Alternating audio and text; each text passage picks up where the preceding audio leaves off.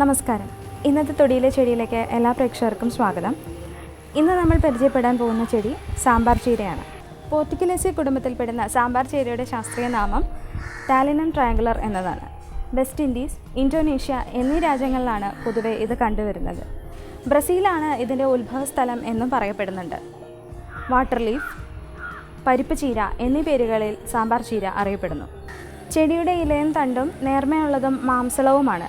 ഇതിൻ്റെ വിത്ത് മുഖേനയോ വേര് പിടിപ്പിച്ചോ തണ്ടു മുറിച്ചോ ആണ് ഇത് പൊതുവെ നട്ടുവരുന്നത്. ഏറ്റവും കൂടുതൽ കൃഷി ചെയ്തു വരുന്ന ഒരു ചെടിയാണിത്. ഏറ്റവും കൂടുതൽ സാമ്പാറിലാണ് ഇത് ഉപയോഗിച്ച് വരുന്നത്. അതുകൊണ്ട് തന്നെയാണ് ഇതിൻ്റെ പേര് സാമ്പാർ ചീര എന്ന് വന്നിരിക്കുന്നത്. കൃഷി ചെയ്യാൻ ഏറ്റവും യോജിച്ച സമയം കാലവർഷ ആരംഭമാണ്. നട്ടു കഴിഞ്ഞാൽ 6 ആഴ്ചയ്ക്ക് ഉള്ളിൽ വിളവെടുക്കാവുന്ന ഒരു ചെടിയാണ് സാമ്പാർ ചീര. വിറ്റാമിൻ എ കൂടുതൽ അടങ്ങിയിട്ടുള്ള ഒരു സസ്യമാണിത്. ഈ ചെടിയിൽ ധാരാളം ഫോസ്ഫറസും ഇരുമ്പും കാൽഷ്യവും ഒക്കെ അടങ്ങിയിട്ടുണ്ട്. തണ്ടും ഇലയുമാണ് ഭക്ഷ്യയോഗ്യമായ ഭാഗങ്ങൾ. ഇതിൻ്റെ കൂടുതൽ ഔഷധ ഗുണങ്ങളെക്കുറിച്ച് ഡോക്ടർ CM ശ്രീകൃഷ്ണൻ നമ്മളോട് വിശദീകരിക്കുന്നതായിരിക്കും.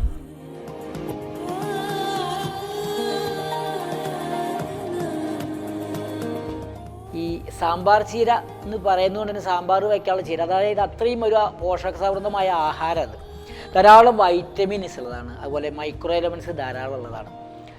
അതുകൊണ്ട് തന്നെ ഇത് ഏറ്റവും ഈ അനീമിയ എന്ന് പറഞ്ഞ രോഗമുണ്ട്, അതായത് ഈ രക്തത്തിൻ്റെ കുറവ് അല്ലെങ്കിൽ വിളർച്ച രോഗത്തിൽ ഈ സാമ്പാർ ചീര സ്വരസം എടുത്തിട്ട് ലേശം തേൻ ചേർത്തിട്ട് ലേശം അല്ലെങ്കിൽ ഒരു ദീപനത്തിനായിട്ട് ലേശം ഇഞ്ചിയുടെ സ്വരസം ചേർക്കും. എന്നിട്ട് ദിവസേന ഒരു 1/2 ഗ്ലാസ് കഴിച്ചാൽ അനീമിയ എന്ന രോഗം മാറും, തളർച്ച മാറും. പിന്നെ ഇതിൽ ഈ ശരീരത്തിൽ ഈ നീര് വരുന്നൊരു കണ്ടീഷൻ, നീര് വരുന്ന കണ്ടീഷനിൽ ഈ സാമ്പാർ ചീരയുടെ ഇല എടുത്തിട്ട് നീരെടുത്തിട്ട് ലേശം ഏലത്തരി ചേർത്ത് കഴിച്ച് കഴിഞ്ഞാൽ നീര് പോകും. ഇതാണ് ഇതിൻ്റെ പ്രധാനപ്പെട്ട 2 ഉപയോഗങ്ങൾ. പിന്നെ നമ്മൾ ഈ സാമ്പാർ ചീരയുടെ ഇല ഇട്ടിട്ട് വെള്ളം തിളപ്പിക്കാം. അത് കുറച്ച് കോൺസെൻട്രേറ്റഡ് ആക്കണം, ചുക്കള്ളം പോലെയല്ല.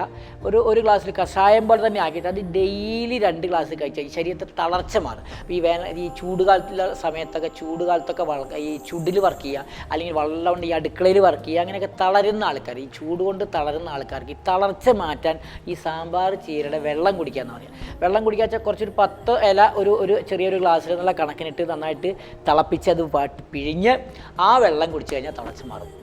പിന്നെ ഈ പഴകിയ വ്രണങ്ങൾക്ക് ഈ സാമ്പാർ ചീര അരച്ച് കൽക്കമാക്കിയിട്ട് വെച്ച് പോൾട്ടീസ് ആക്കിയിട്ട് ബാൻഡേജ് ചെയ്ത് കഴിഞ്ഞാൽ മുറി പെട്ടെന്ന് ഉണങ്ങും.